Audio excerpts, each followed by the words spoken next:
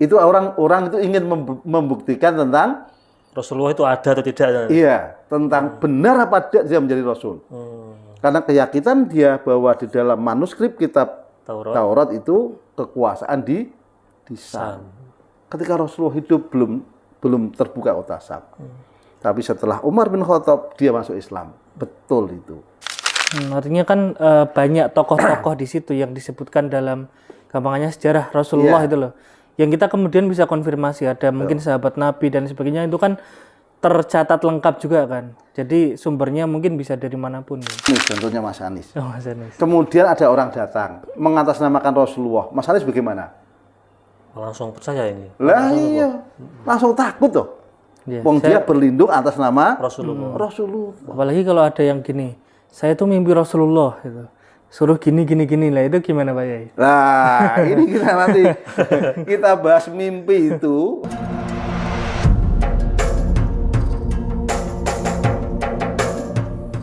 Assalamualaikum warahmatullahi wabarakatuh. Alhamdulillahirabbil alamin wa bihi nasta'in ala umuri dunya waddin sayyidina wa maulana Muhammadin wa ala alihi wa sahbihi ajmain. Rabbi shrah li sadri wa yassir li amri wahlul 'uqdatam min lisani yafqahu qawli amin. Pemirsa Majeti TV, para penonton, sahabat ngopi dan pendengar audio dimanapun Anda berada. Pertama-tama mari kita panjatkan syukur kita ke hadirat Allah Subhanahu wa taala yang mana pada kesempatan kali ini kita bisa berjumpa kembali di acara ngopi ngaji online perkara Islam. Kedua kalinya sholawat dan salam semoga tercurahkan kepada Nabi Agung kita Nabi Muhammad SAW. Semoga dengan mahabbah kita kepada baginda Rasul dapat memberikan kemudahan hidup di dunia dan kelak di yaumil qiyamah kita mendapatkan syafaatnya. Amin amin ya rabbal alamin. Pemirsa Majeti TV, para penonton, sahabat ngopi, dan pendengar audio dimanapun Anda berada. Alhamdulillah kita bisa bersua kembali di acara ngopi ngaji online perkara Islam. Dan ini sudah sampai di episode yang ke-191. Seperti biasa pada episode kali ini saya ditemani oleh teman ngopi saya. Ini ada Mas Aldi. Assalamualaikum Mas Aldi. Waalaikumsalam warahmatullahi wabarakatuh. Kabarnya sehat Mas? Alhamdulillah sehat. Sehat ya? Mas Anies gimana kabarnya? Alhamdulillah sehat Mas. Ini kita ketemu lagi di program ngopi. Dan seperti biasa Mas Aldi, malam ini kita kerawon tamu. Guru kita, beliau adalah Kiai Yamroniko Islam. Assalamualaikum Pak Yai. Waalaikumsalam. Kabarnya sehat Pak Yai? Alhamdulillah, muludan terus Mas Anies. Muludan terus ya. Nah, ini benar ini lagi bulan Maulid Mas Aldi. Kan setiap selama 12 hari ya, itu kan di masjid, di musola itu kan diadakan pembacaan maulid. Ada yang maulid tiba, ada yang maulid berjanji, ada yang simtun turut dan sebagainya. Termasuk burda juga di tempat saya itu juga dirutinkan itu Mas Aldi. Nah Mas Aldi, malam ini tadi sudah disinggung bulan maulid. Kira-kira mau bahas apa ini? Ya karena ini mungkin bulan maulid ya. Jadi kita membahas tentang sosok yang maulid juga di maulidi kita gitu. Yaitu Rasulullah SAW. Sosok yang biasa dibaca ya. Itu kan maulid itu kan artinya kan kelahiran. Kelahiran siapa ya? Tentunya kelahiran junjungan kita Nabi Agung Muhammad SAW.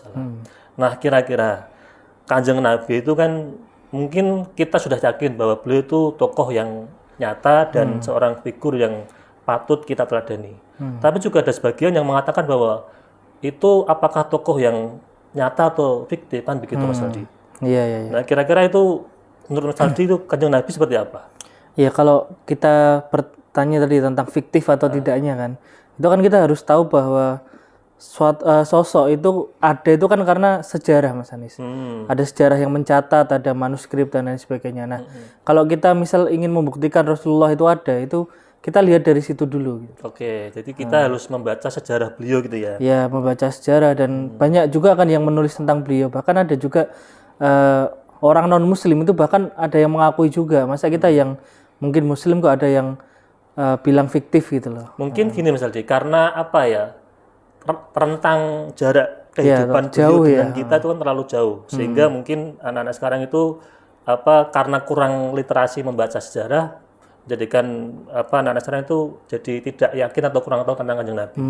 Tetapi sebelum kita lanjut diskusi kita Mas Aldi, ini langsung saja kepada beliau tentang bagaimana Rasulullah, apakah fiktif atau nyata, monggo Pak ya. Assalamualaikum warahmatullahi wabarakatuh. Waalaikumsalam. Bismillah, alhamdulillah. Allahumma shalli wa sallim wa barik ala sayyidina wa maulana Muhammad ibn Abdillah wa ala alihi wa ashabihi wa man tabi'ahu tahama badah. Sahabat-sahabat ngopi yang selalu setia, yang juga selalu menunggu episode yang selanjutnya. Sekarang sampai ke 191. Dan kita akan membahas tentang Rasulullah Muhammad, tokoh fiktif atau nyata.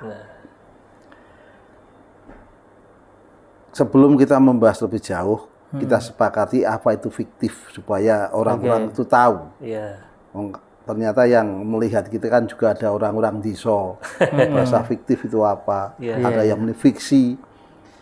Fiktif itu kalau kita buka dalam kamus itu artinya sesuatu yang ora ono dianak-anake. Dibuat-buat ya. Ora ono tapi dianak-anak. Dibuat-buat ataupun imajiner.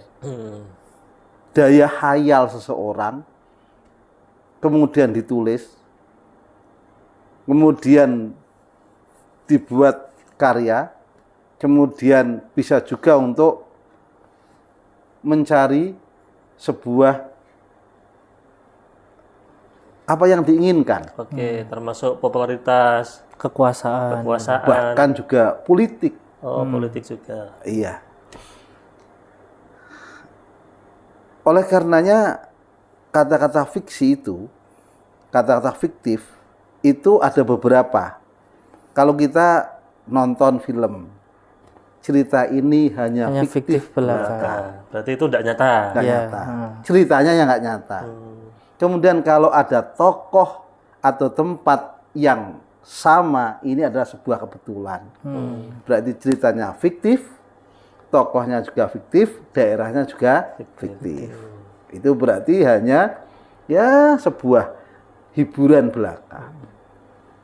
Nah kemudian banyak sekarang ini karena saking banyaknya orang berbicara, sehingga ada yang menjadikan orang itu kabur. Kabur itu iya apa gak toh? Ini tenan apa gak? Gitu. Mamang gitu ya Pak ya. Saking banyaknya orang berbicara, kadang-kadang orang berbicara itu bumbunya kakean, kelebihan. Jadi kelihatan apa terlalu berlebihan nih, bener apa enggak? Iya, gitu. enek akhirnya kan, akhirnya enek gitu loh. Muak. Manis kalau kemanisan itu kan enek. Sedep kesedepan, enek gitu. Sebetulnya itu kalau kita belajar di kisah-kisah wali-wali tanah Jawa, Wali Songo. ya, yang kemudian orang yang tidak senang dengan ziarah wali, itu kemudian terjadi sebuah hal yang luar biasa penolakannya. Bahkan ada yang mengatakan wali syaitan dan sebagainya itu. Karena mereka itu menghukumi cerita. Lah, sing dihukumi cerita itu ceritanya ketoprak, Mas Anis. Seperti Sunan Kudus gegeran karo Saridin. Angger ana banyu ana iwake. Loh itu cerita dari siapa? Adakah santrinya Sunan Kudus yang bercerita? Ada ndak?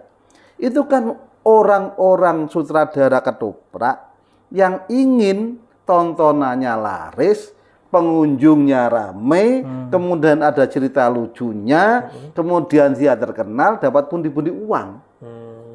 Nah ini yang dihukumi oleh mereka. Sehingga menganggap bahwa beliau-beliau itu nggak ada. Nggak ada. Berarti kalau cerita-cerita kayak bisa terbang dan lain sebagainya gitu? Lah, akhirnya begitu juga. Akhirnya Sunan Kalijogo yang Jogo Kali bilang tahun itu. Sampai dilumuti atau apa itu kan ceritanya sopo. Itu kalau kita baca manakib itu kan seperti kisahnya Syekh Abdul Qadir ketika bertemu dengan Nabi Khadir itu. Itu persis itu. Lah itu jangan-jangan kan tukang-tukang gawe cerita ketoprak. Ini yang dihukumi. Ya kita nggak usah marah kalau yang dihukumi ini adalah kisah para ketoprak. Tapi real tokoh-tokoh Wali Songo itu ada. Itu nyata. Nyata.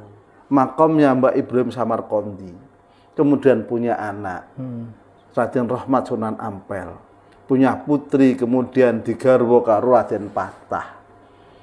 Ada Sunan Kalijogo yang putranya Adipati Tuban. Si Wiraktikto itu. Ini semuanya kan ada. Tokohnya nyata, cerita ketopraknya yang fiktif. Berarti ada beberapa orang yang memang membuat cerita. Iya, kalau kita bercerita tentang Sunan Kalijogo, muridnya banyak. Iya. Di antaranya pendiri Semarang, Ki Ageng Pandhanaran, juga murid daripada Sunan Kalijogo. Ini menunjukkan bahwa guru ini ada, bukan fiktif tapi Nyata. Kemudian wejangan Sunan Kalijogo yang dibuat tembang-tembang itu. Rumeksa ingsun lakune stangaya wara kelawan mekak hawa kang tur angkara senajan setan gentayangan. Itu kan kemudian pitutur-pitutur luhur itu kan ada dari muridnya ke muridnya sampai kepada kita. Iya. Berarti tokohnya ada, mauidhahnya nyata, ada memang cerita yang Fiktif. Karena apa? Tidak terkonfirmasi. Nah ini, maka harus dibedakan antara tokoh yang nyata dengan cerita yang fiktif. Oke. Lah orang-orang yang tidak mau berlaku adil itu menghukumi fiktifnya disandarkan pada Sunan Kalijogo. Dianggap Sunan Kalijogo nggak ada. Nah, akhirnya menghantam ini tidak ada. Padahal yang fiktif itu ceritanya. Lho wong hukumi kok ceritane ketoprak. Lah wong sing kadung jenggote dawa ora iso mikir, Mas. Kabutan jenggot ki mau lho. Bocah kok koyo ngono. Karena kan kalau kayak wali-wali Songo yang ada di Indonesia itu ya Pak Yai, itu kan juga beliau-beliau kan juga serawung ya dalam masyarakat kan. Artinya kan masyarakat juga mengenal beliau-beliau gitu loh. Betul. Peninggalannya masjid. Iya. Nyata kan? Ada. Itu turun ke turun ada. Kemudian ketika Demak itu kekeringan. Sholat istisqa pertama Sunan Kalijogo. Itu dari cerita dari turun-turun ada. Lah makanya ada cerita yang nyata, tokohnya nyata, tapi juga ada cerita yang fiktif.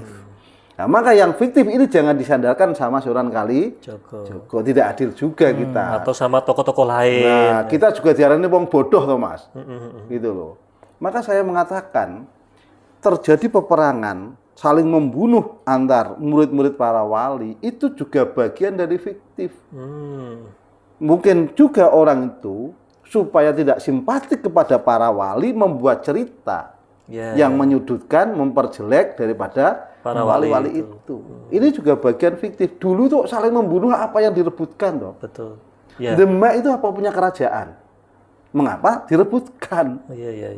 Si direbut ke apa? Kan sama-sama punya misi dakwah kan ya? Iya. Semoga mereka semua punya misi dakwah. Si direbut ke apa? Sampai patenan. Ini kan juga bagian dari cerita fiktif. Maka kita harus berani menubrak kalau itu. Kemudian Rasulullah. Kalau Rasulullah itu lengkap, Mas. Rasulullah itu lengkap. Nasabnya lengkap. Abdullah nama ayahnya, Aminah ibundanya, Abdul Muthalib kakeknya, Abu Thalib pamannya, Khadijah istri setia, Fatimah putri tercinta, semua bernasab mulia dari Quraisy ternama. Loh ini kan terkonfirmasi, terdokumentasi. Kemudian ketika Rasulullah itu kerasulannya tidak diakui oleh orang-orang Yahudi, mergo Rasul iku mau kudune sanga keturunan Ibrahim. Lu kok ning Mekah ana nabi. Allah menunjukkan bahwa Nabi Ibrahim itu pernah hidup di Mekah. Dengan apa? Maqamu Ibrahim. Kemudian Ismail itu pernah ada Hijir Ismail. Ini kan terkonfirmasi ini.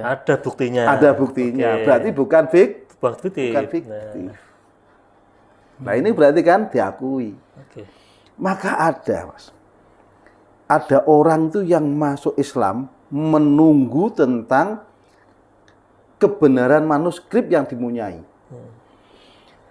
Kalau Mas Hanis baca Ad-Diba, Al-Hadisus Sani an Atha ibni Yasar an Ka'bil Ahbar qala allamani abit Taurata illa sifra wahida kana yahtimu wa yadkhulu sunduk fa idza mata abi fatahtu fa idzan fihi nabiyyun akhiruz zaman maulidu bi Makkah wa hijratu bil Madinah wa sultanu bis Sam.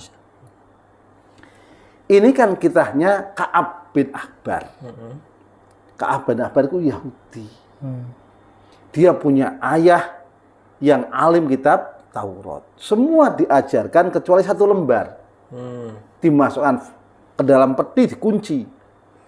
Fa'idha mata ketika mata abi, bapaknya meninggal, dibuka. Fa'idha fatahtuhu, nabiyun akhiru zaman. Bakal ono nabi akhir Zaman. Maulidu itu ya, selembar itu. Maulidu Di di Makkah. Wa hijratuhu bil Madinah. Wa sultanuhu, kekuasaan Islam nanti terbesar ning kota Sam. Itu dibaca. Rasulullah itu tidak menangi bahasa Indonesia apa ya? Tidak sejaman. Tidak menangi ketika Sam menjadi kota peradaban Islam. Karena Sam, Syria itu menjadi kota peradaban Islam setelah ketika Umar bin Khattab menjadi khalifah. Jadi Rasulullah sudah wafat. Sudah wafat. Karena Abu Bakar, Umar bin Khattab. Tapi ketika perang Khandaq, kan ada batu itu yang dipecah, gak iso-iso. Akhirnya dipecah sama Rasulullah, peletiane geni itu jauh sampai ke Sam. Nanti kamu disyaratkan nanti kamu akan ada peradaban kekuasaan Islam di Sam. Setelah Umar bin Khattab membuka kota Sam, peradaban Islam di situ baru Ka'ab bin Ahbar itu percaya dan masuk Islam. Itu manuskrip daripada kitab Taurat. Kitab Taurat itu. Kitab Taurat. Yang satu lembar itu Pak ya? Yang satu lembar itu. Itu orang itu ingin membuktikan tentang Rasulullah itu ada atau tidak? Iya, tentang benar apa tidak dia menjadi Rasul. Karena keyakinan dia bahwa di dalam manuskrip kitab Taurat itu kekuasaan di Sam. Ketika Rasulullah hidup belum terbuka kota Sam. Tapi setelah Umar bin Khattab dia masuk Islam. Betul itu. Itu satu. Jadi kemudian Rasulullah itu lahir terkonfirmasi. Nah, ibunya namanya Aminah. Yeah. Lahir itu ada onran-onran tentang pasukan Abraha. Itu loh. Pamannya Abu Thalib ketika Rasulullah lahir dibawa tawaf memutari Ka'bah itu diperlihatkan itu diangkat ke penduduk.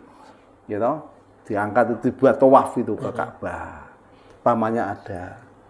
Kemudian malah ada satu pamannya namanya Abu Lahab itu. Yang ketika dia berharap punya keponakan laki-laki, Suwaibah, seorang perempuan budak miliknya, memberikan kabar bahwa putra Abdullah Aminah melahirkan bayi laki-laki, maka senengi Abu Lahab, kamu merdeka. Yang ngabari. Berarti kan ada yang ngabari. Iya. Ada yang ngabari itu Suwaibah dimerdekakan. Orang tahu semuanya. Iya. Kemudian Suwaibah juga pernah menyusui Rasulullah walaupun sebentar. Nah, kemudian disusukan kepada Halimatus Sa'diyah. Di tempat Sa'di, daerah Sa'diyah itu, semua orang tahu. Ada bayi yang namanya Muhammad yang disusui oleh Halimatus Sa'diyah. Terkonfirmasi semuanya, Mas. Artinya kan banyak tokoh-tokoh di situ yang disebutkan dalam gampangannya sejarah Rasulullah itu loh.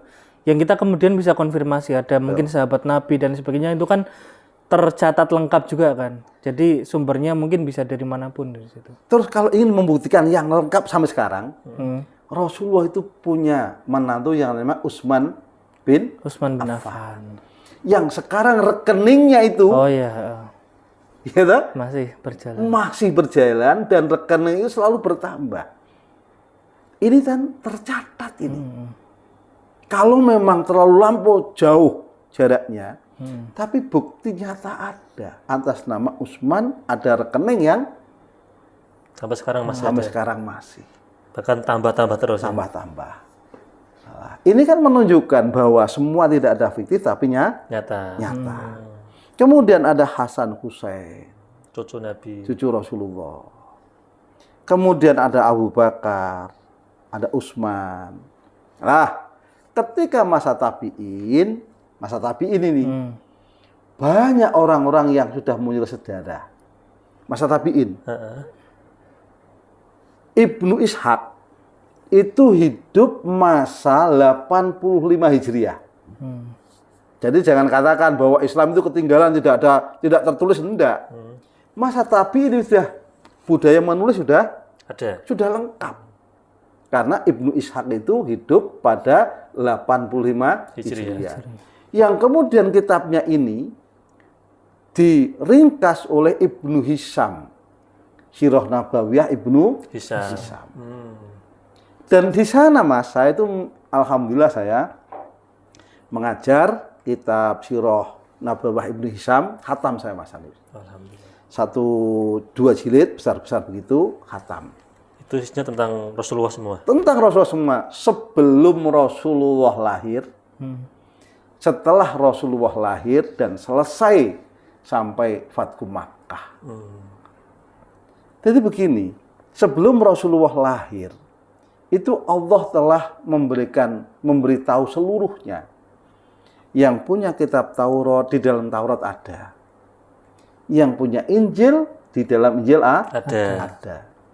Yang tidak punya Injil, tidak punya Taurat, lewat apa? Raja-raja itu dikasih mimpi oleh Allah, yang mimpi ini ditanyakan oleh ahli nujumnya.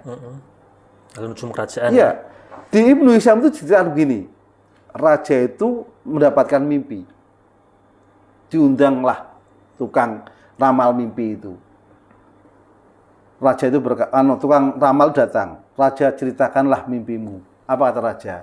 Nak kue takok ngimpiku, berarti kue bukan merupakan peramal mimpi. Loh, kok begitu? Iya. Terus kemudian seorang pendamping raja, carikan orang yang bisa meramal. Akhirnya ada 2 orang. Yang datang itu tidak minta cerita. Langsung iso maca raja, kowe ngimpi kaya ngene iki, bakal ana kaya ngene iki.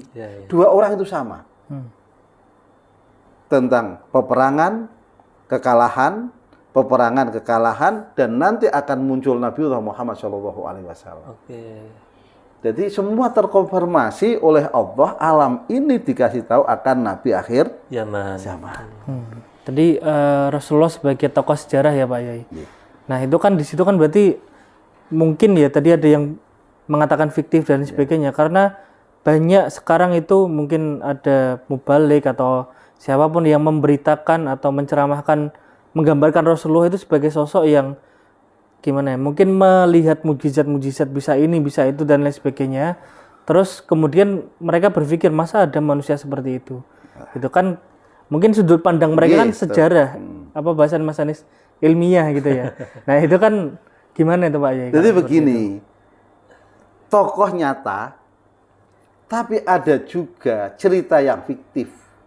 Kayak tadi wali-wali itu ya. Ataupun hadis-hadis yang fiktif, yaitu hadis palsu. Palsu. Ini hadis palsu itu marak ketika apa? Setelah masa sahabat terjadi peperangan. Demi kepentingan politiknya, dia mengatasnamakan Rasulullah. Oh, menyadarkan Rasulullah padahal tidak ada sebenarnya. Tidak ada hadis seperti ini. Contohnya, misalnya dia punya tokoh perempuan yang harus jadi pemimpin, dia membuat hadis. sebaik-baik pemimpin adalah perempuan karena perempuan punya perasaan yang bagus. Nah, ini kan Rasulullah tidak perkara ini. Iya, iya.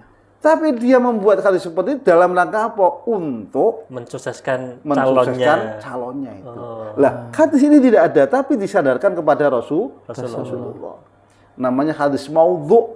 Maudhu itu dipalsukan, sesuatu yang tidak ada, diadakan, disandarkan kepada Rasulullah. Lah nanti kalau dicek dari siapa ini? Gak ketemu, Mas. Gak ketemu itu. Banyak hadis-hadis seperti itu. Nah ini nanti yang akan menjadikan orang itu ragu-ragu. Karena ada informasi yang mungkin ada yang nggak, kok beda nih informasi antara satu dan yang lainnya gitu ya. Lah makanya Mas, akhir-akhir ini banyak orang itu hanya pendongeng. Sing kadang-kadang dongeng iku mau ora pas karo keadaan. Kaki yang bumbune gitu. Legen ki mau lho. Dadi paling Rasulullah SAW itu sudah menyampaikan man kadzaba alayya itu fal yatabawa maq'adahu minan nar. Barang siapa yang goroh atas nama saya maka pantas dia di neraka. Wah, ini juga berat sekali Mas. Iya. Contohnya Mas Anies. Kemudian ada orang datang mengatasnamakan Rasulullah. Mas Anies bagaimana? Langsung percaya ini. Lah iya. Langsung takut tuh. Wong dia berlindung atas nama Rasulullah. Apalagi kalau ada yang gini, saya tuh mimpi Rasulullah gitu. Suruh gini lah, itu gimana Pak Yai? Nah, ini kita nanti kita bahas mimpi itu. Wah, mimpi itu gimana nanti? Gitu. Kan kadang kita takut tuh, kita yang diancam seperti itu kan takut juga. Lah iya, mimpi atas nama Rasulullah. Lalu bagaimana kekuatan mimpi itu? Gitu loh. Rasulullah itu kan memang kita sepakat bahwa itu tokoh nyata. Iya. Kan itu. Banyak sekali cerita dan terkonfirmasi kan Mas Aldi. Kemudian kalau memang kok ada cerita-cerita yang belum terkonfirmasi, itu adalah tadi kalau hadis itu hadis maudhu Pak Yai. Iya. Nah, mungkin nanti setelah iklan Pak Yai kita akan bahas tentang kalau memang Rasulullah itu tokoh nyata, berarti kita harus meneladani. Nah, bagaimana cara meneladani Rasulullah? Nanti mungkin setelah iklan kita akan bahas Pak Yai.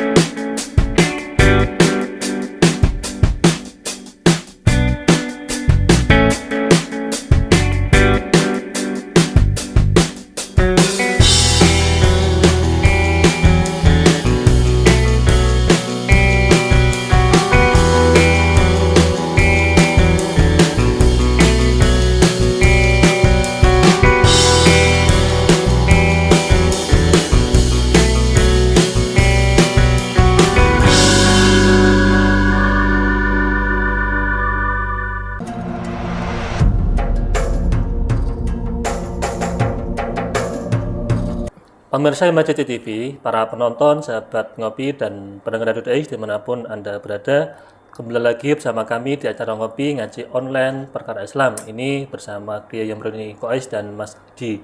Nah, Pak Kiai, tadi menarik tentang bahas sejarah Rasulullah dan terbukti bahwa Rasulullah itu tokoh yang nyata dan patut kita teladani. Nah, sekarang kan ada syair atau apa itu Pak ya, yang Muhammadun basyarulakal basyari, bahwa Rasulullah itu adalah sama seperti kita manusia kan begituan. Nah, juga makan, minum kan gitu. Nah, berarti kan kita bisa meneladani beliau. Tapi yang terkadang ada banyak cerita yang memang cerita itu ini Mas Aldi terlalu tinggi dan kita nggak bisa meneladani. Nah, bagaimana cara kita meneladani beliau? Mungkin Pak yang bisa menyampaikan agar kita juga termasuk bagian dari umat yang bisa meneladani beliau. Begini Mas Anies, Mas Aldi ya. Kita memandang Rasulullah itu harus kita panjang dua sisi. Sisi kenabian dan sisi kemanusiaan.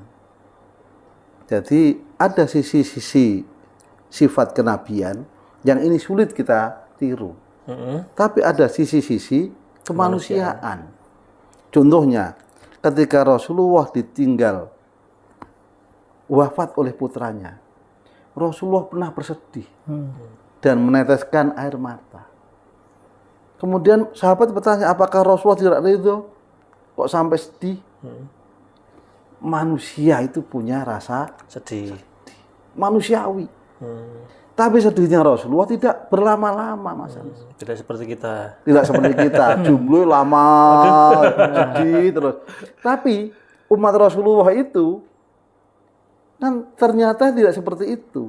Rasulullah mengajarkan, yo sedih, tapi ojo banget. Ya kita alhamdulillah bisa meniru loh. Bagaimana kabarnya? Alhamdulillah masih jomblo. Loh, masih masih jomblo, masih alhamdulillah. Jomblo masih alhamdulillah, kan bagus sih. Ini niru Rasulullah betul. Sedih tapi ora lama. Dan manusia itu digambarkan ya, ketika Rasulullah itu hijrah dengan Abu Bakar. Ketika di Gua Sur itu ya, perjalanan untuk Sur itu, orang-orang kafir Quraisy sudah mulai mengepung. Ya Abu Bakar kan ada khawatiran. Takut, khawatir. Kalau nanti kenapa-kenapa pada Rasulullah. Nah, kalau hari ini Rasulullah sampai terbunuh, padamlah api cahaya Islam. Cahaya Allah berupa peradaban akan hilang. Maka Rasulullah dengan sifat kebapaan, sifat seorang pemimpin, kemudian dengan tenang, la tahzan innallaha ma'ana.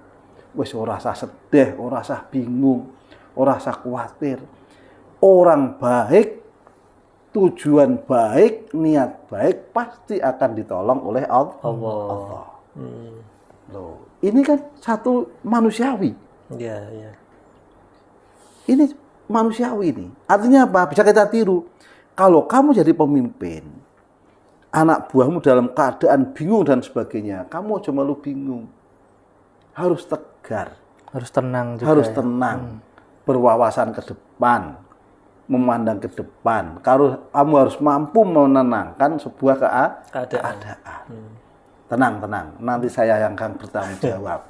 Bukan melemparkan permasalahan pada anak buah atau yang dikorbankan anak buah. Ini bisa ditiru itu. Iya. Artinya kan kita sebagai seorang leader atau pemimpin itu harus benar-benar bisa mengayomi anggotanya kan gitu. Iya, bisa mengayomi dalam kondisi apapun itu. Tidak lempar tanggung jawab itu ya. Tidak lempar tanggung jawab. Ini kan sifat manusiawinya muncul. Iya. Gitu loh. Wong iku mesti duwe rasa khawatir. Tapi kekhawatiran itu harus kita tepis.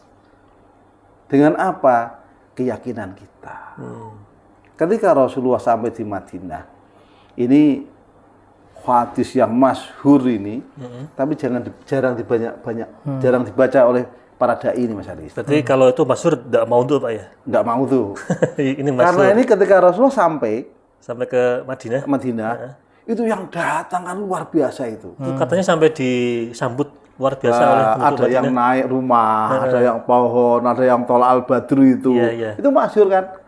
Dan ini terkonfirmasi, Mas Anis. Berarti bukan tokoh fiktif.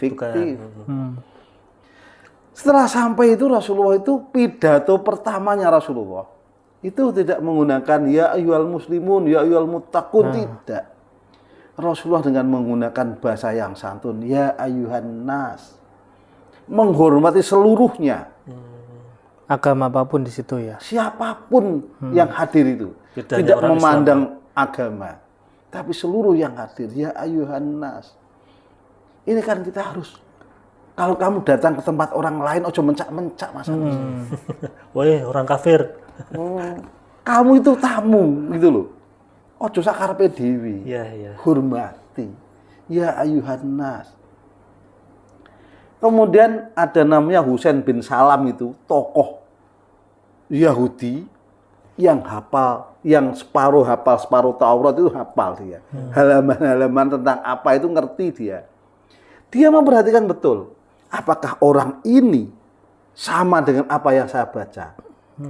Dengan pembukaan Rasulullah, ya ayyuhan nas, dia langsung dalam hatinya, iya, orang ini humanis sekali. Itu gimana Pak? Pidatonya ya ayyuhan saja atau ada? Enggak, ya ayyuhan nas, absus salam. tebarkan kedamaian. Damaian. Tebarkan kedamaian. Wa atimut ta'am, hilangkan kemiskinan. Kalau atimut ta'am itu maknane ngayo mangan marang wong liya. Ini yang mungkin kalau Pak Prabowo diambil itu. Kayak mangan gratis. Makan siang gratis. Tapi kalau tafsirnya ya enggak begitu, Mas. Atimut ta'am itu maknane luas. Kasih pekerjaan orang lain. Wong nek iso kerja berarti iso mangan. Buka lahan pekerjaan. Kasih orang itu kesempatan bekerja.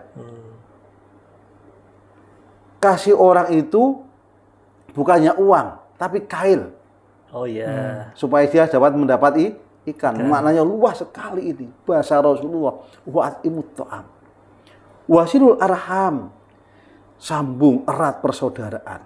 Jalin persatuan. Jalin persatuan. Jadi karakter Islam itu harus erat, harus kokoh antara anak bangsa. Maka kalau saat ini ada orang sing sak karepe dhewe pengen tukaran, takbir atas nama Allah kemudian tukaran, itu bukan karakter Islam itu. Wasilul arham. Ini kan sesuatu yang manusiawi betul. Artinya begini ya, jalin persatuan itu tidak hanya sesama umat Islam tuh. Iya. Atau juga umat lain juga kita jalin juga. Kan dimulai dari ayuhan nas. Maka selama anak bangsa apapun posisinya, apapun latar belakangnya, suku, mari kita bersatu. Ya. Dan nanti ini ada piagam Madinah, Mas Anis. Yang seluruh warga Madinah saling menjaga keberadaan keamanan kota Madinah. Berarti sebenarnya ada perbedaan ya, Pak Yai. Ketika Rasulullah di Mekah itu kan lebih ke arah ketauhidan dan sebagainya. Cuman kalau ketika ke Madinah itu beliau kan tadi lebih ke manusiawi. Maksudnya siapapun dirangkul. Artinya kan kalau mungkin di Mekah kan kemudian dimusuhi dan sebagainya kan mungkin karena, ini asumsi saya ya, mungkin karena orang-orang pada saat itu dia merasa terancam status quo-nya. Ya misal ada pembesar Quraisy yang juga sering memusuhi Rasulullah juga kan itu. Terus yang di Madinah kan akhirnya beliau ya ayuhan nas, artinya semua dirangkul dan nggak ada paksaan gitu loh di dalam agama ini. Jadi kalau di Mekah kan masih ya ayuhal muslimun. Iya, di Mekah itu memang akidah. Dan sebetulnya mereka itu percaya, Mas Anis. Karena sebelum Rasulullah diangkat menjadi Rasul, itu pernah dijuluki Al-Amin. Ketika membangun Ka'bah, peletakan Hajar Aswad. Percaya dengan Rasulullah. Tidak ada orang yang paling jujur kecuali Rasulullah. Tidak ada orang yang mampu mempersatukan suku-suku kecuali Rasulullah. Semuanya, sampai kalau kita baca di Sirah Ibnu Hisham sampai begini, Muhammad itu ketika berbicara dunia tidak pernah berdusta. Lalu apa keuntungan dia dalam berbicara tentang akhirat, agama dia berdusta? Maka tidak mungkin. Tapi mengapa mereka tidak beriman? Satu, karena hidayah. Dua, karena kalah kekuasaan. Aku nak malu Muhammad, kalah aku. Yang biasanya saya dikatakan bos menjadi anak buah. Jadi takut ini ya, pengaruhnya itu. Iya, ya sekarang orang itu kalau masalah pengaruh itu kan akhirnya demi gengsi itu loh. Iya. Segala cara dipakai. Sekarang juga banyak begitu, Mas Andi. Dan tadi beliau juga memberantas kemiskinan ya, gambarnya seperti itu ya, Pak. Abdus salam wa'atimut ta'am wasilul arham wassolatu bilaili wan nasu syiyam. Salatlah pada malam hari ketika manusia nyenyak tidur. Endingnya Rasulullah tadkhulunal jannata bisalam, maka engkau akan masuk surga dengan keselamatan. Kata surga itu berarti di dunia kamu bahagia, di akhirat dengan sejahtera, di akhirat juga. Lah, dalam hal ini itu ada 5 pilar. Satu, ayo sesama anak manusia kita saling menghormati. Ya ayyuhan nas. Afsus salam, kita sesama manusia harus menjaga kedamaian. Yang ketiga, sesama anak bangsa harus menjadikan negara ini makmur. Loh, ini kalau diamalkan, Mas Anies, sudah luar biasa. Kalau ingin makmur demi negara, apapun posisinya, apapun karakternya, apapun pekerjaannya, Maka untuk Indonesia misalnya, Indonesia makmur Mas. Yang pejabat tidak korupsi. Artinya kalau ada lahan itu jangan digarap sendiri tapi dibagi-bagi gitu ya. Iya. Yang pejabat tidak korupsi, yang kaya taat membayar pajak. Gitu. Yang orang alim ikhlas mengamalkan ilmunya. Rakyat biasa berdoa dengan kebaikannya. Sesuai dengan apa ya, Posisi kapasitas masing-masing iya. gitu ya. Makmur Indonesia itu enggak ada 5 tahun makmur itu. Itu kalau tadi sesuai dengan ajaran Rasulullah tadi. Iya, hukum sesuai tata undang-undangnya. Tidak dijual belikan, Tidak berat sebelah. tidak belas belah, tidak tumpul ke atas tajam ke bawah. Selesai itu hadis Rasulullah. Iya. Wasil arkam ayo anak bangsa nggak usah kodok-kodokan, nggak usah gegeran. Dan sekarang ini kan semuanya. Gara-gara nasab Nasab geger, gitu. Nasab siapa? Itu nasib siapa? Padahal kita tuh masih sibuk nasib loh Pak Yai. Lah yo, kita ada ngurusin nasib ramu-ramu kok. Gitu. Masalah politik geger. Sampai-sampai itu Mas Anies. Kalau kita berpikir orang-orang yang di atas itu kerjanya apa? Iya Pak, itu kita Kerjanya apa? Yang kita yang kerja Mas. Yang jadi kuliah kita, yang usaha nyata ya kita, mereka kerja apa? Toh coba ditanya. Sekarang saya tanya adakah tokoh-tokoh di Semarang yang bertanya, ketika kamu jadi wali kota dan wakil wali kota 5 tahun apa yang kamu kerjakan? Mampu nggak kamu ngatasi rob? Mampu nggak ngatasi banjir? Ada yang begitu? Di janjinya ada, Pak. Janjinya ada. Kemudian ayo tagar kontrak, ada nggak? Enggak. Yang penting tim sukses. Iya. Timnya yang sukses, orang sukses. Itu yang ada begitu, karena mereka tidak berpikir atas nama kebangsaan. Jadi ya seolah-olah itu pokoknya dia dan kelompoknya yang sukses itu ya. Lah ternyata agama itu mana Mas Anies? Yang 4 itu berhubungan dengan sesama manusia. 1 tok Mas, wassolatu bilali wan nasusi wan nasuniyam. Sholat malam ketika manusia lagi enak-enak lelap tadi Tidur. 1. Yang paling 4 ini berhubungan dengan manusia semuanya. Sesama manusia. Yang kata Rasulullah dijanjikan tadkhulnal jannata Salam. bisalam.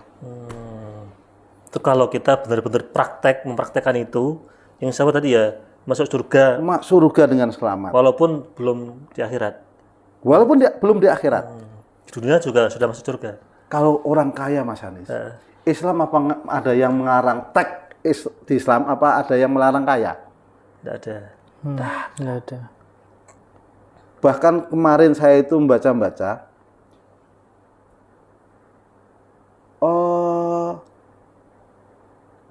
hubbul mal ra'su kulli khoti'ah itu hadis palsu itu. Itu palsu ya? Palsu itu. Maudhu.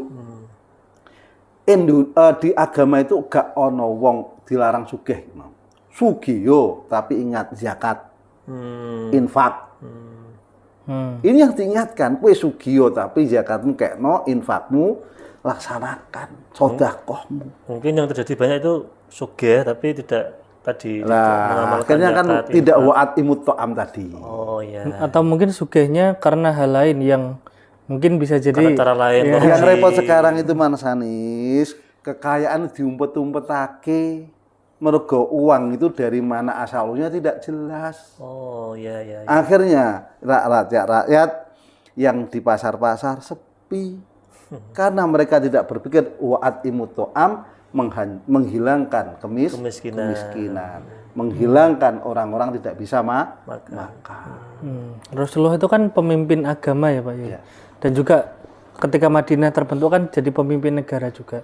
Nah itu bagaimana kita meneladani Rasulullah pada saat itu kan tadi ada pembangunan ekonomi di situ. Makanya kan kayaknya ada ladang-ladang yang mungkin waktu itu masih kosong terus digarap sama orang-orang muhajirin juga kan apa namanya itu persaudaraannya kan antara Ansor dan Muhajirin itu kan. Pilar-pilar yang dibangun oleh Rasulullah, pertama mempersaudarakan antara Ansor dan Muhajirin, dipersaudarakan, wasul arham tadi. Kemudian membuat masjid, karena roh itu harus dibangun. Setelah masjid, Rasulullah membuat pasar. Pasarnya itu di sekitar masjid. Iya, dekat Madinah, pasar Madinah itu. Lah, karena apa? Masjid ini makmur kalau pasarnya makmur. Sebagai pusat perekonomian tadi. Perekonomian. Masjidnya Karena kedua-duanya tidak boleh pincang, harus melengkapi. Ini urusan dunia, ini urusan akhirat. Iya, harus kedua-duanya itu. Ojo sampai uang sholatnya terusan, utang atau bayar. Kan kacau itu. Iya. Gitu. Orang itu kalau kaya, gitu, wah semua itu udah enak Mas Hanis. Apa-apa tinggal. Yang penting sugih tapi luman. Ya. Wah sudah itulah pokoknya. Surga itu Pak ya. Surga. Dan Abu Bakar, Utsman, Sa'ad bin Abi Waqqas, Abdurrahman bin Auf, Itu sahabat yang kaya raya itu Pak ya. itu oleh orang-orang Ansor ditawani. Silahkan ambil istriku satu, rumahku satu, opo paronan. Enggak. Abdurrahman enggak. Tunjukkan menolak pasar. Iya. Uang apik begitu Mas. Tidak malah tidak malah datang preman enggak. Anakmu sini. Sampun enggak usah. Tunjukkan pasar. Maka karena orang-orang Mekah itu ahli dagang, tidak lama mereka sudah menguasai tentang perdagangan. Maka kalau ingin makmur, maka perdagangan itu harus ditingkatkan. Biar perekonomian itu merata Pak ya. Perekonomian merata. Tidak hanya yang atas saja yang kaya, tapi yang bawah tambah miskin. Mestinya kalau Semarang ini ingin makmur, buat tempat-tempat pasar-pasar tradisional yang bagus. Anak-anak muda dilatih pasar digital. Ayo digerakkan semuanya. Ini kayaknya jenengan cocok jadi wali kota ini Pak ya. Ya cocok tapi ora ono duite. Sekarang kan mikir kan wani piro. Iya. Tapi kita harus menyuarakan Mas Hanis. Iya, Kita menyuarakan. Artinya biar gini ya Pak ya. Artinya kita itu Islam punya junjungan kita, punya teladan kita Nabi Kanjeng Nabi kan. Iya. Kanjeng Nabi mengajarkan tadi yang positif kan, yang banyak hal yang perlu kita pelajari dan kita praktekkan untuk hari ini kan Pak ya. Iya, kalau kita dipraktekkan, marilah kita sama manusia. Ketika kita berbicara bangsa, jangan berbicara agama. Oke, ya. Kita ada sama-sama anak bangsa. Masa anak bal-balan kudu Islam, nara Islam ora entuk ngegulke ngono. Kan salah kan? Iya. Kita berbicara anak bangsa. Berbicara rakyat, kita hilangkan tentang kesusahan rakyat, gen iso mangan kabeh. Ayo kita bersatu. Kalau bersatu, semuanya yang berat menjadi ringan. Ya. Tapi semuanya harus diikat.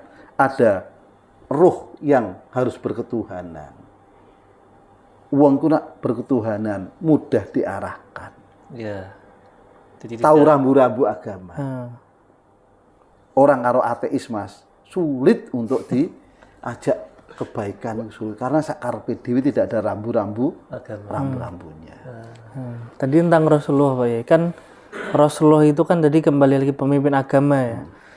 Rasulullah itu kan juga ketika berceramah atau memberitahu tentang sesuatu kayak tadi memberantas kemiskinan, terus mempersaudarakan dan sebagainya, itu kan nggak cuma omong-omong ya, nggak cuma itu kan, tapi kan juga mempraktekkan. Beliau juga nggak pasif, misal duduk di masjid nunggu orang sowan atau gimana kan.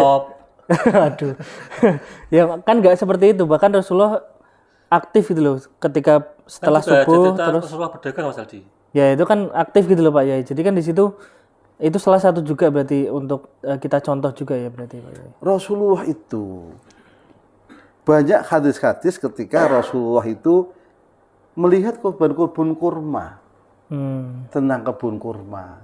Iya. Sehingga dalam literatur fikih itu ada istilah bagaimana cara nebas kurma sing bener. Bagaimana yang tidak. Iya. Dalam pertanian Rasulullah ikut. Terjun langsung. Dalam perdagangan Rasulullah ikut. Iya. Suatu ketika Rasulullah pergi ke pasar.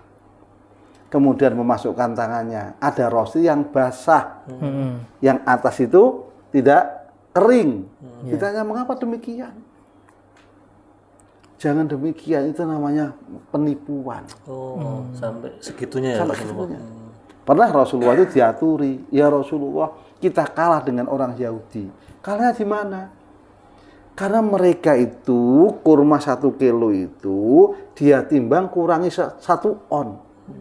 Sehingga dia mau menjual murah karena timbangannya katanya 1 kilo, ternyata kurang setengah 1 on itu. Dia bisa jual murah, kita nggak bisa karena kita terlalu jujur. Bagaimana Rasulullah kalau kita seperti mereka? Jangan. Sampaikan bahwa 1 kilo masih kamu kasih bonus. Ini 1 kilo kasih bonus. Silakan ditimbang. Ini 1 bonus. Mereka datang pada kamu. Timbangannya jujur, ada bonusnya. Kemudian orang-orang yang membeli itu corokin iki loh, coba dibandingkan. Iya.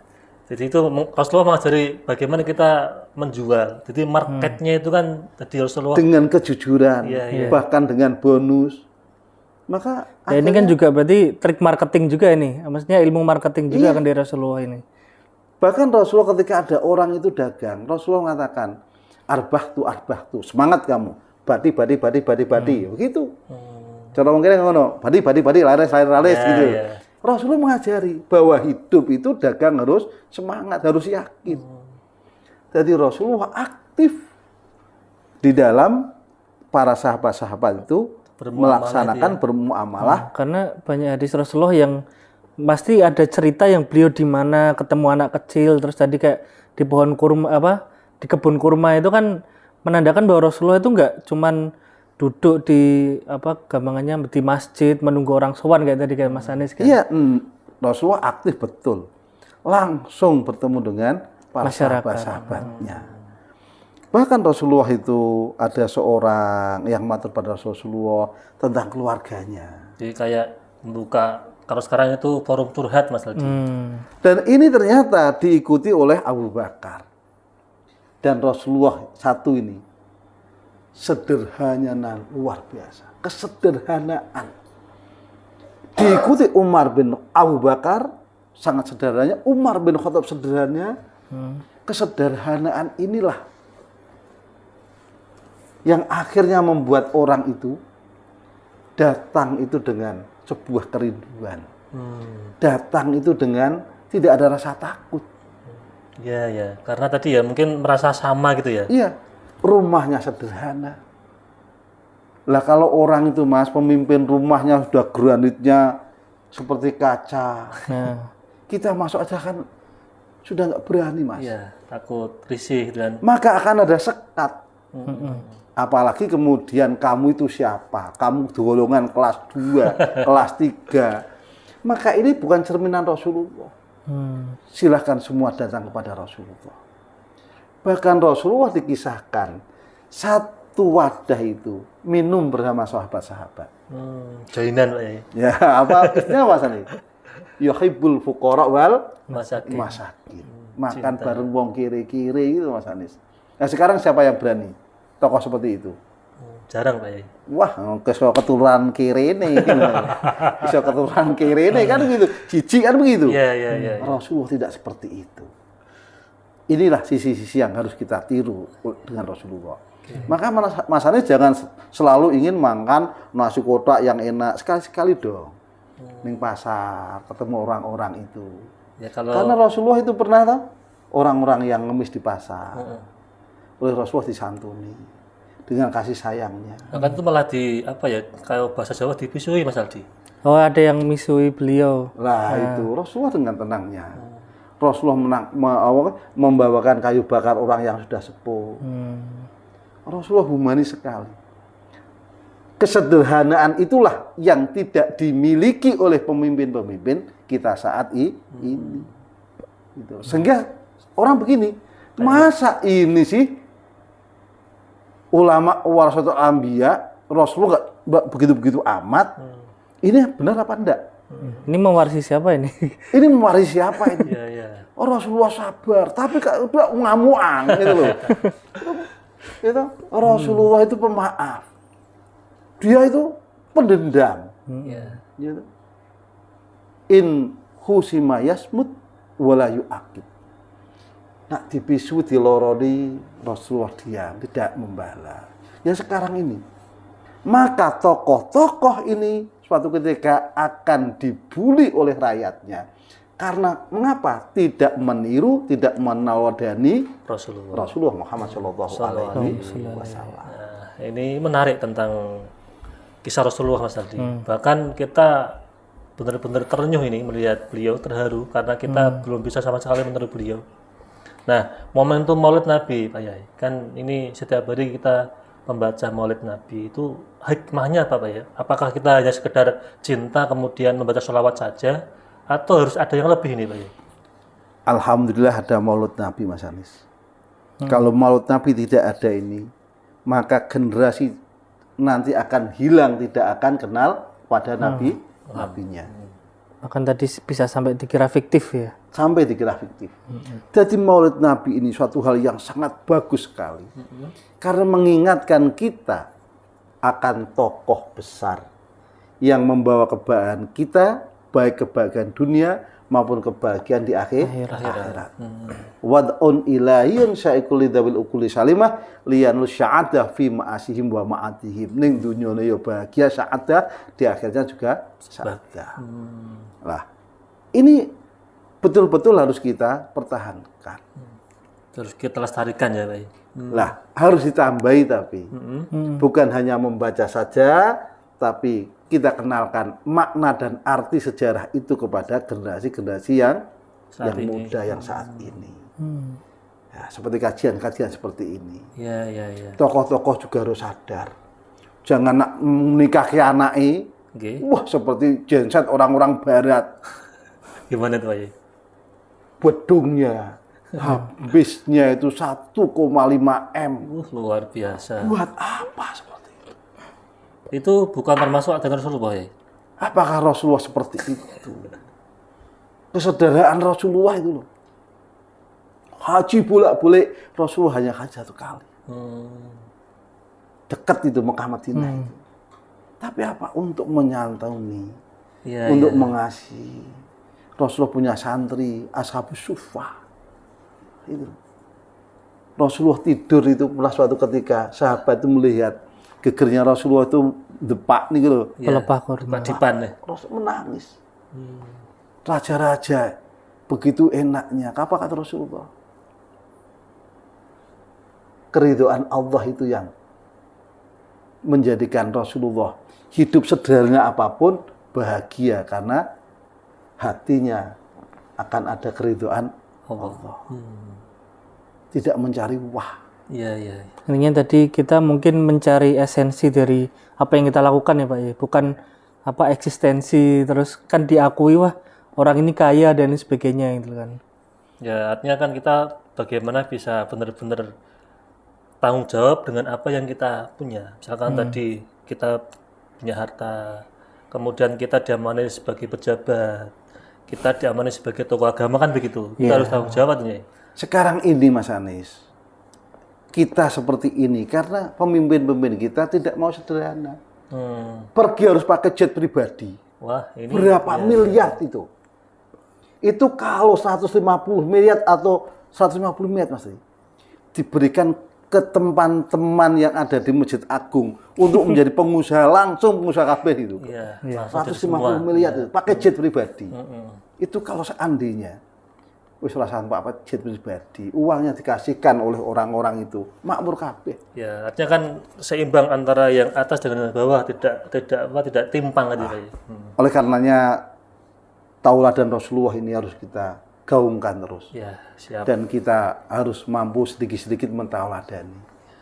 Siap, Pak Yai. Nah, supaya orang-orang yang besar juga mampu sederhana, insya Allah harus sederhana. Nah, apa sih kudu tuku tas yang 1 miliar sih? Wong tas yang 500.000 wae wis. Wis kuat ngono lho Mas Anis. Wis pantes lah ternyata. Iya. 1 miliar tuku tas tok itu. Itu kan wah, tidak mencerminkan. Ya. Nah, Pak Yai, ini karena waktu ya, Pak Yai sudah habis. Mungkin Mas Aldi ada tambahan nggak? Kalau nggak ada, Pak Yai mungkin closing statement buat pemirsa tentang bagaimana memaknai Rasulullah sebagai tokoh yang nyata di bulan Maulid ini. 1, berbahagialah, bersyukurlah karena kita menjadi umat Nabiullah Muhammad SAW. Rasulullah bersabda, kullu ummati yadkhulunal jannah. Setiap umatku nanti akan masuk surga. Semoga kita termasuk orang-orang yang dimudahkan masuk surga. Amin. Dengan maulud kita lebih cinta kepada Rasulullah. Sedikit-sedikit kita mentauladin Rasulullah. Barang siapa menghidupkan sunnah Rasulullah, termasuk orang-orang yang mencintai Rasulullah. Barang siapa yang mencintai Rasulullah, nanti akan bersama Rasulullah. Bersama Rasulullah berarti ning swargane Gusti Allah. Insya Allah ning dunyane tenang, sugih ya tenang mergo kancane akeh, lumo. Ora duwe kancane akeh mergo awake dhewe bersahaja. Ora kiri sombong repot ya. Ketika kita mengenal dengan Rasulullah, yakinlah bahagia dunyane ya bahagia akhirat akeh koncone. Amin. Semoga muga ijabah kabeh. Amin. Matur suwun Pak Yam, sudah rawuh memberikan ilmu pada semua. Mas Aldi, terima kasih sudah ngopi. Pemirsa Majati TV, para penonton, sahabat ngopi dan pendengar dari dimanapun Anda berada. Demikian ngopi pada episode kali ini. Saya selaku host, apabila banyak salah, banyak gelap, mohon maaf yang sebesar-besarnya. Khairul kalam. Assalamualaikum warahmatullahi wabarakatuh. Waalaikumsalam warahmatullahi wabarakatuh.